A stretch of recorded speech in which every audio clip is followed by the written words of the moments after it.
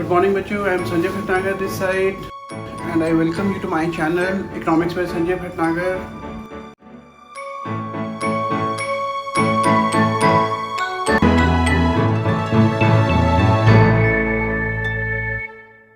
Okay बच्चों, जो हम अगला टॉपिक करने वाले हैं वो है रूरल क्रेडिट।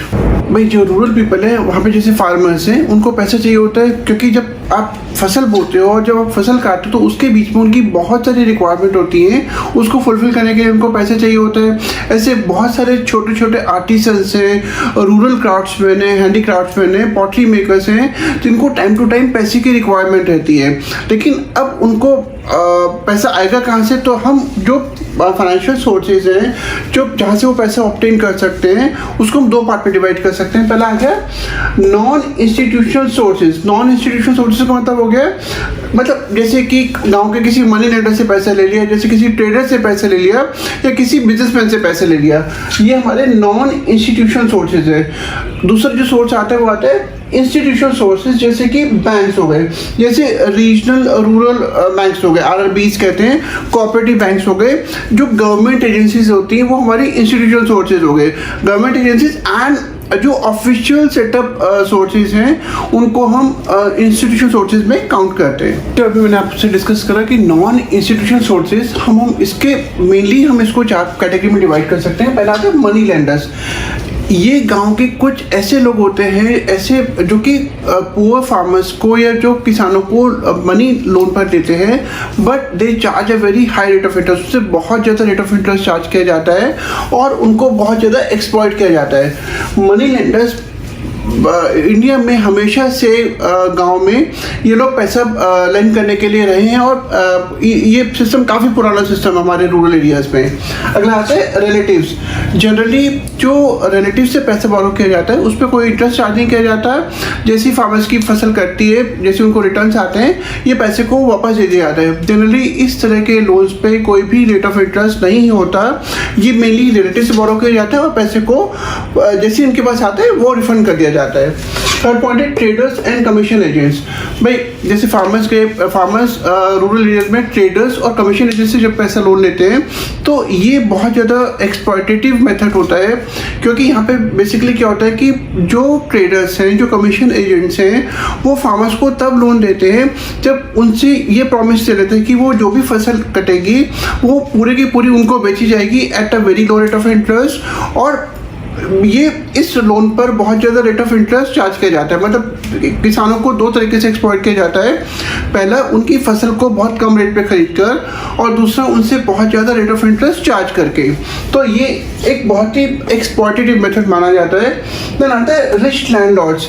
गाँव में ऐसे बहुत सारे गरीब किसान या गरीब हैंडीक्राफ्ट आर्टिसंस या काम वाले होते हैं जो कि रिच लैंडलॉर्ड से पैसा लेते हैं। यहाँ पे भी रेट ऑफ इंटरेस्ट बहुत ज़्यादा होता है, यहाँ पे भी बहुत ज़्यादा एक्सप्लॉइट किया जाता है। जो मैंने आपको भी नॉन इंस्टीट्यूशनल सोर्सेज को डिस्कस करा, मैंने आपको वहाँ पे ये बताया कि किस तरीके से गांव में किसानों को एक्सप्लॉइट किया जाता है। तो जब गवर्नमेंट ने देखा कि ये जो सोर्सेज हैं वो बहुत ज़्यादा एक्सप्लॉयटेटिव हैं, तो गवर्नमेंट ने इंस्टीट्यूशनल सोर्सेज को एस्टैब्लिश करा। इंस्टीट्यूशनल सोर्सेज को एस्टैब्लिश करने का जो मेन दो रीजंस हैं वो थे to provide credit to farmers at the cheapest rate. Farmers को क्रेडिट प्रोवाइड करना कम से कम रेट ऑफ इंटरेस्ट पे, जिससे कि उनको मनी लेंडर्स या रिच लैंडलॉर्ड्स या ट्रेडर एंड कमीशन एजेंट्स के पास जाने की जरूरत नहीं पड़े। और दूसरा, फार्मर्स को हेल्प करना टू इंक्रीज देयर प्रोडक्टिविटी, कि वो उनकी प्रोडक्टिविटी बढ़े, वो अपने आउटपुट को प्रोड्यूस करने की कैपेसिटी बढ़ा सकें और इस तरह से वो अपनी इनकम को बढ़ा सकें। तो इन दो मेन ऑब्जेक्टिव्स की वजह से गवर्नमेंट ने इंस्टीट्यूशनल सोर्सेज को सेटअप करा, एस्टैब्लिश करा। ओके बच्चों, हम कर रहे हैं इंस्टीट्यूशनल सोर्सेज को डिस्कस। तो जो इंस्टीट्यूशनल सोर्सेज में सबसे पहला जो सोर्स आता है वो आता है कोऑपरेटिव क्रेडिट, जहाँ पे कि गवर्नमेंट कोऑपरेटिव सोसाइटीज के थ्रू फार्मर्स को फाइनेंशियल हेल्प या फाइनेंशियल एड प्रोवाइड करने की हेल्प करती है।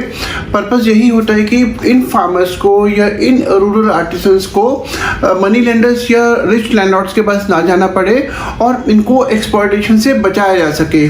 तो दूसरा पॉइंट है वो है लैंड डेवलपमेंट बैंक्स। भाई लैंड डेवलपमेंट बैंक्स बेसिकली वो बैंक्स जो कि इस तरह का लोन देते हैं जहाँ पे कि फार्मर्स लोन के अमाउंट को लैंड के डेवलपमेंट के लिए यूज़ कर सके। जैसे कि जैसे कि नई नई टाइप की फर्टिलाइजर्स खरीदना या इस तरह की चीज़ें खरीदना जिससे कि जो लैंड की प्रोडक्टिविटी है बढ़े, जैसे परचेजिंग एग्रीकल्चर इम्प्लीमेंट्स या इक्विपमेंट्स, इस तरह के इक्विपमेंट्स खरीदना जैसे ट्रैक्टर्स हो गया या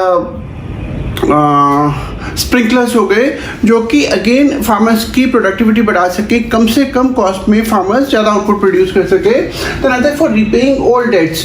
भाई ऐसे बहुत सारे फार्मर्स हैं जो आज भी मनी लेंडर्स या रिच लैंडलॉर्ड्स के डेट में फंसे हुए हैं और वो वापस पे नहीं कर पाते, तो उनको उनके इन डेट से फ्रीडम दिलाना, मुक्ति दिलाना, अगेन बेसिकली पर्पस है लैंड डेवलपमेंट बैंक्स के लोन देने का। इंस्टीट्यूशन सोर्सेज में जो थर्ड पॉइंट है वो है कमर्शियल बैंक्स। नेशनलाइजेशन के बाद स्पेशली 1980s में नेशनलाइजेशन का प्रोसेस किया गया था, जहाँ पे कि बहुत सारे प्राइवेट बैंक्स को गवर्नमेंट ने अपने कंट्रोल में कर लिया। तो उस प्रोसेस के बाद गवर्नमेंट ने बहुत सारी ऐसी जगहों पे कमर्शियल बैंक की ब्रांचेस खोली, जिससे कि जहाँ पर अभी तक इस तरह की कोई भी एजेंसीज नहीं थी, जिससे कि जो फार्मर्स हैं, जो रूरल पीपल है या एंटरप्रेन्योर्स हैं जो इस बैकवर्ड एरियाज में रहते हैं, उनको कम से कम रेट ऑफ इंटरेस्ट पे लोन प्रोवाइड कराया जा सके। अगला है regional rural banks, RRBs government ने सेटअप करे। इनका भी मेन पर्पस था कि जितने भी इस तरह के लोग हैं जो कि यानी कि सिर्फ फार्मर्स के साथ अगेन जो एंटरप्रेन्योर्स हैं, छोटे छोटे जो काम करने वाले लोग हैं, जो कि जिनको टाइम टू टाइम पैसे की रिक्वायरमेंट रहती है, उनको वो लोग आरआरबी से जाके लोन ले सके, उनको मनी लेंडर्स या अगेन रिच लैंडलॉर्ड्स के पास ना जाना पड़े और उनको इस तरीके से एक्सप्लॉयटेशन से बचाया जा सके। देन आता है गवर्नमेंट ने भी ऐसे कई जगहों पे अपनी एजेंसीज के through time to time loan को प्रोवाइड करने की कोशिश करी है, जहाँ पे कि जो कमर्शियल बैंक या आरआरबीज नहीं है या बहुत कम रोल प्ले करते हैं। अगला point, national bank for agricultural and rural development, NABARD. ये एक बहुत इंपॉर्टेंट एजेंसी है जिसने बहुत इंपॉर्टेंट रोल प्ले करा है स्पेशली रूरल क्रेडिट की फील्ड में, और बहुत सारे ऐसी स्कीम स्टार्ट करी है जहाँ पे कि इन फार्मर्स को लोन को इजी टर्म्स पे, इजी रेट ऑफ इंटरेस्ट पे प्रोवाइड कराया जा सके। ओके बच्चों, अभी हम इंस्टीट्यूशन सोर्सेज में नाबार्ड कर रहे थे। नाबार्ड का मतलब होता है national bank for agricultural and rural development. ये हमारी कंट्री का टॉप मोस्ट फाइनेंशियल इंस्टीट्यूशन है, जो बाकी जितने भी फाइनेंशियल इंस्टीट्यूशंस हैं उनकी एक्टिविटीज़ को कोऑर्डिनेट करता है। जो उसका मेन ऑब्जेक्टिव है वो इन क्रेडिट इंस्टीट्यूशन को और ज़्यादा स्ट्रॉन्ग करना और ज़्यादा हेल्दी बनाना, जिससे कि ये जो इंस्टीट्यूशन है वो रूरल क्रेडिट में अपने रोल को तरीके से प्ले कर सके।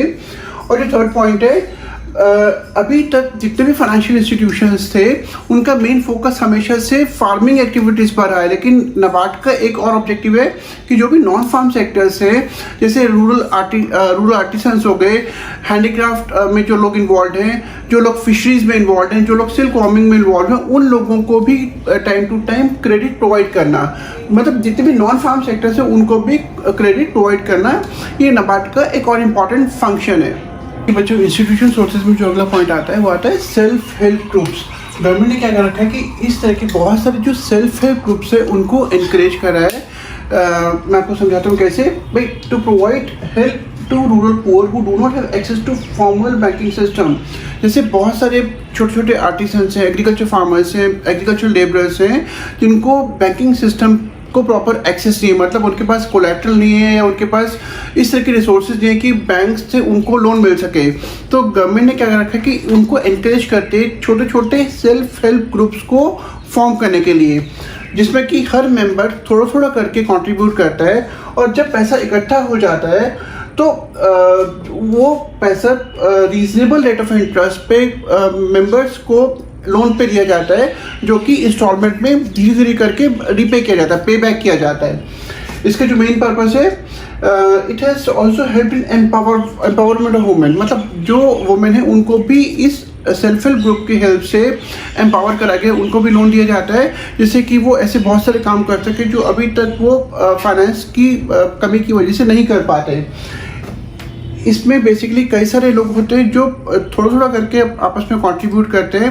जब पैसा इकट्ठा हो जाता है तो वो ग्रुप के मेंबर्स को ही एज लोन दिया जाता है eight a very very reasonable rate of interest. और इस तरीके से जो भी काम है, जिस लोगों को भी पैसे की जरूरत पड़ती है, जिन मेंबर्स को भी पैसों की जरूरत पड़ती है, वो उस पैसे को बोरो करके अपने जो भी काम है उसको वो आराम से कर सकते हैं। जब से रूरल सेक्टर या रूरल फाइनेंशियल इंस्टीट्यूशंस को जो रोल दिया गया था, वो जिस एम से, जिस ऑब्जेक्टिव्स को फुलफिल करने के लिए दिया गया था, वो उतना तरीके से फुलफिल नहीं हो पाया। मतलब जिन एम को ध्यान में रखकर ये कोशिश करी गई थी कि रूरल सेक्टर को लोन दिया जाए, वो एम्स हम प्रॉपर्ली अचीव नहीं कर पाए। तो कौन कौन सी प्रॉब्लम्स हैं जो रूरल बैंकिंग में फेस करनी पड़ती हैं? तो सबसे पहली जो प्रॉब्लम आती है वो आती है इनसफिशिएंसी।